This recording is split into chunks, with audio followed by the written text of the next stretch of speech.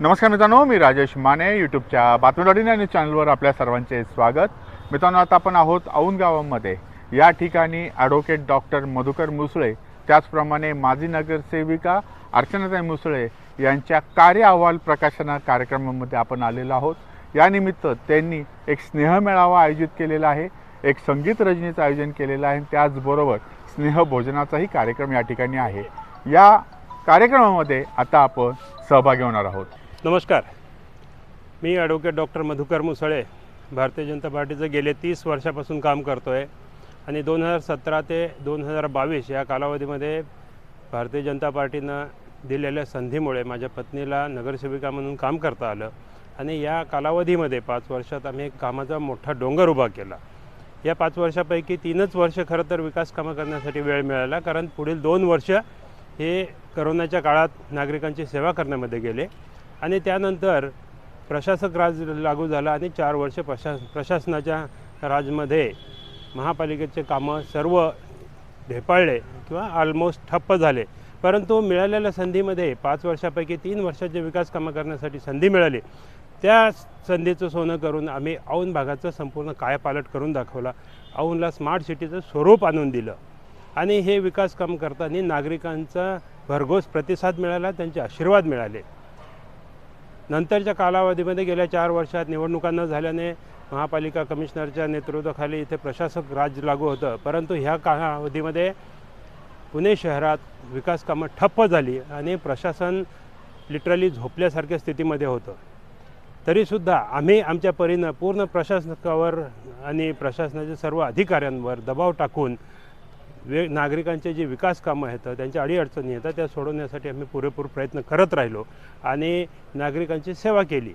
पण ह्या सर्व 5 वर्ष नगरसेविकाचा काल, त्याच्यामधले 3 वर्ष विकास कामं, 2 वर्ष करोनाचा कालावधी, त्यामध्ये नागरिकांची केलेली सेवा आणि त्यानंतर 4 वर्ष प्रशासनाच्या काळामध्ये सुद्धा जी नागरिकांची आम्ही सेवा केली, त्या सेवेचा सर्व ह्या 9 वर्षाचा लेखाजोखा आम्ही समोर मांडण्यासाठी आज या ठिकाणी जनसंवाद, इनफॅक्ट स्नेहमेळावा आणि कार्यवाल प्रकाशन हा कार्यक्रम आज आनंदवन क्लब औंध येथे आम्ही आयोजित केला.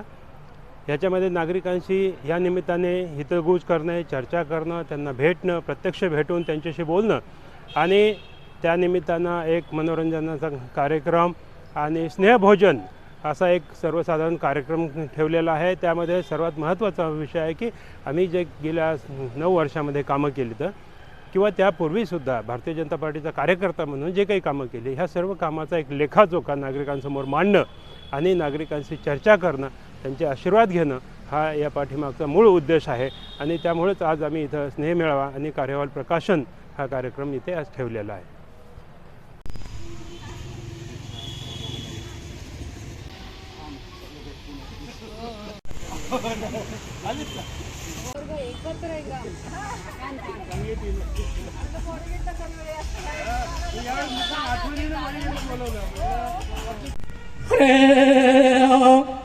अरे मत काटना मुझे, हाँ अरे बिल्कुल भी मत काटना, डर लगता है. हाँ अरे क्या मिलेगा मुझे काट कर? हाँ शायद तूने मेरा डर दीवाना भासी कर देखा नहीं. हाँ कुत्ते ने कहा देख लेता तो पहले काट लेता. लगन चौसला आम बाड़मन मत चौसा नहीं रहता हूँ, बहुने का बिरादरी का हूँ. Thank you. और चलिए यहाँ पर आते हैं राजकुमार. वीर सिंह, हम तुम्हें मारेंगे, जरूर मारेंगे. उस वक्त बंदूक भी हमारी होगी, गोली भी हमारी होगी और वक्त भी हमारा होगा. यानी हम राजा थे, राजा है, राजा ही रहेंगे. Thank you.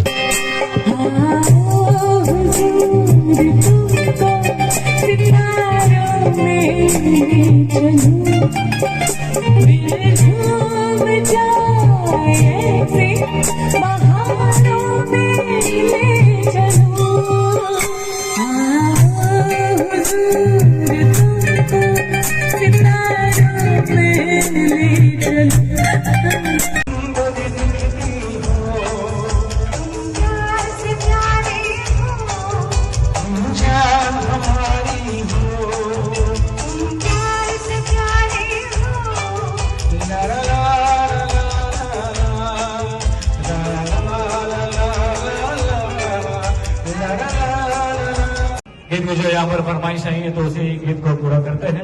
और बहुत सारे फरमाइशें मौजूद है यहाँ पर, ऐसे बढ़कर एक और बहुत ही खूबसूरत सा गीत है और ये गीत आप सभी को पसंद आएगा। मैं चाहता हूँ कि अक्षय सर इस गीत को पेश कर रहे हैं।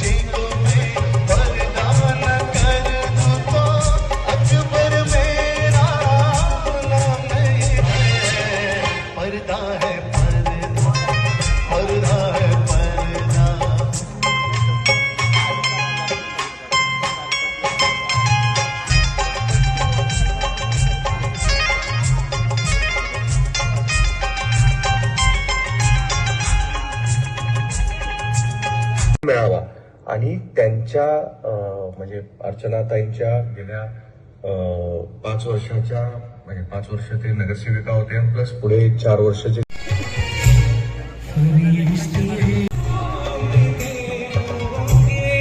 आप सुन रहे हैं सभी गीत जो है आप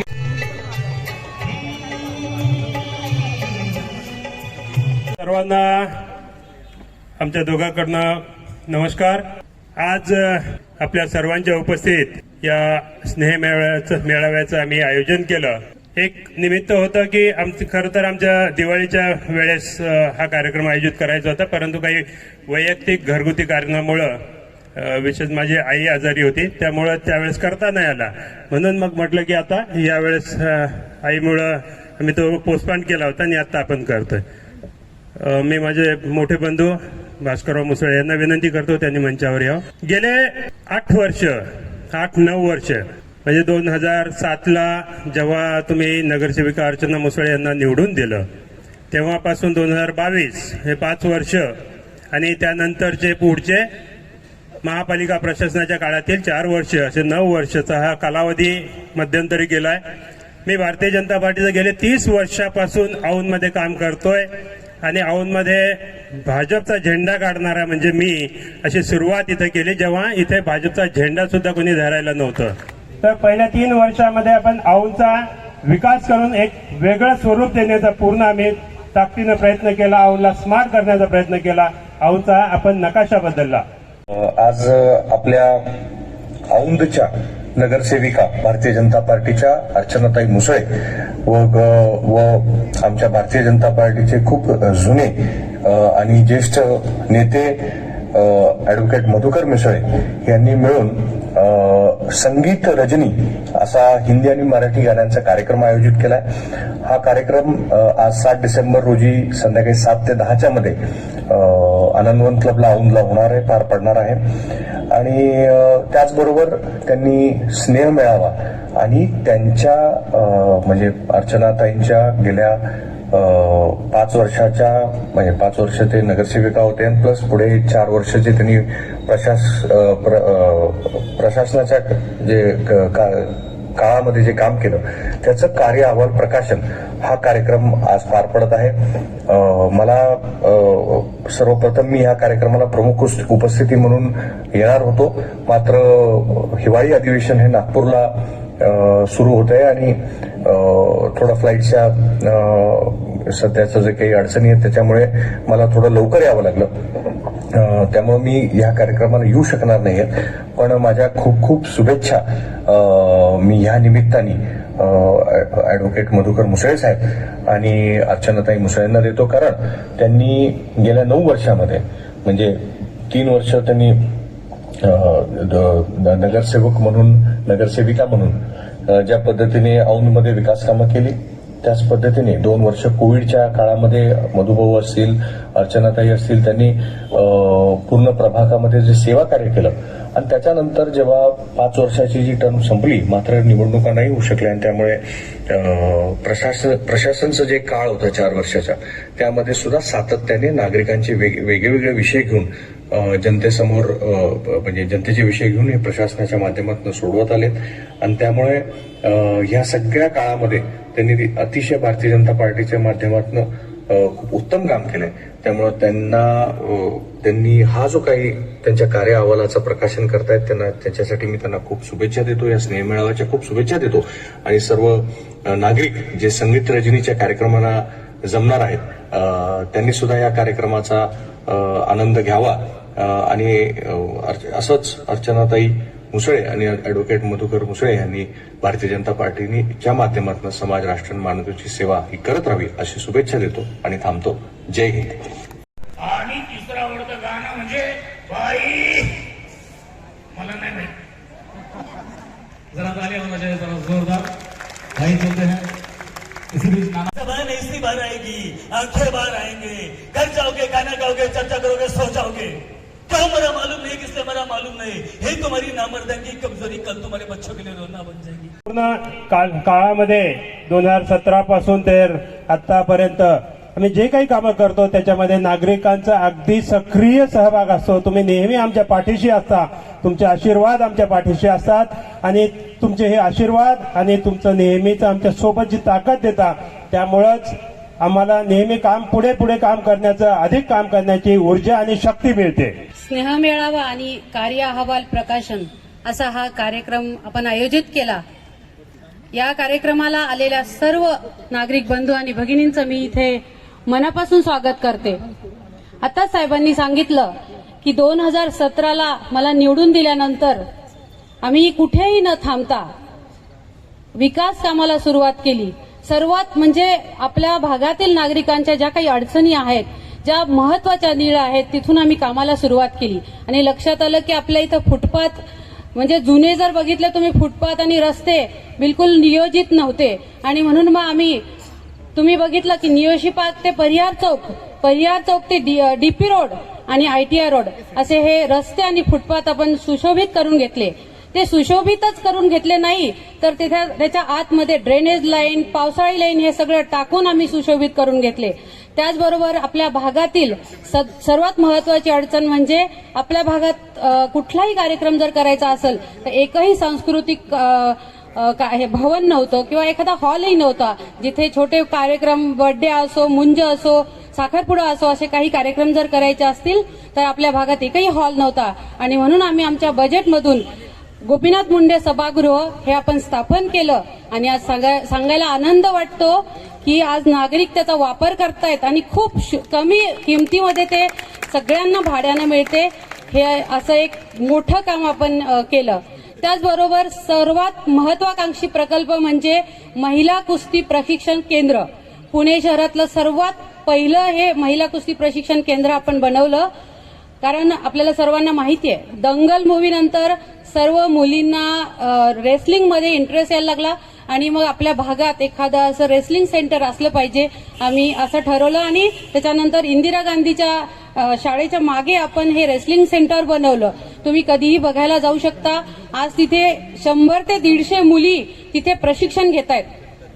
त्याचबरोबर सर्वात महत्वाचा विषय म्हणजे चिल्ड्रन ट्रॅफिक पार्क हा एक विषय आपण हातात घेतला आणि तोही चिल्ड्रन ट्रॅफिक पार्क आपण बनवला.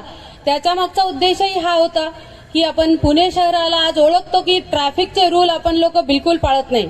तसं पुण्यात म्हणतात की पुणे तिथे काय उणे, शिक्षण आहे, संस्कृती आहे, सगळं आहे, पण ट्रॅफिकचे रूल आपण लोक पाळत नाही.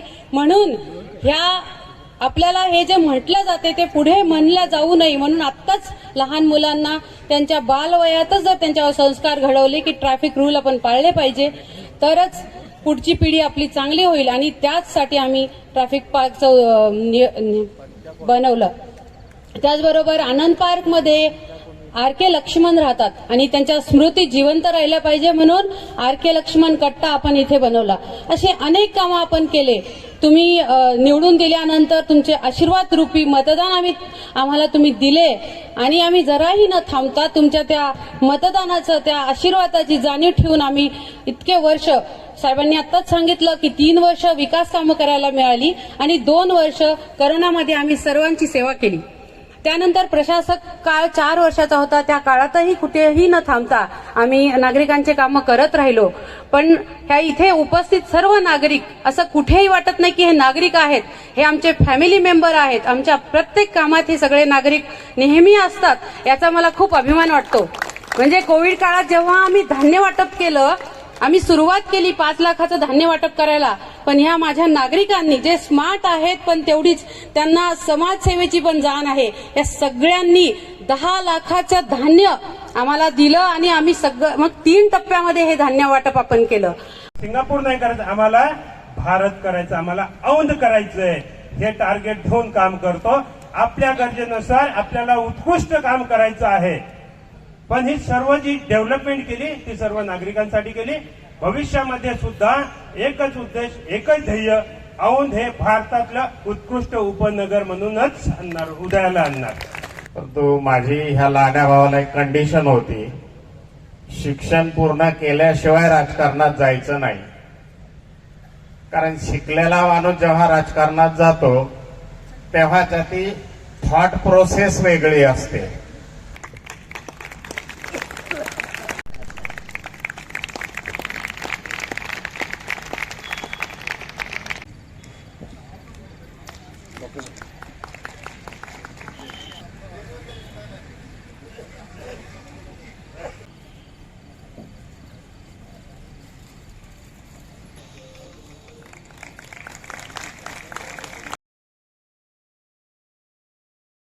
आज इतका विशाल जनसमुदाय हे तुमच्या लोकप्रियतेची आणि तुमच्या कार्याची पावती आहे.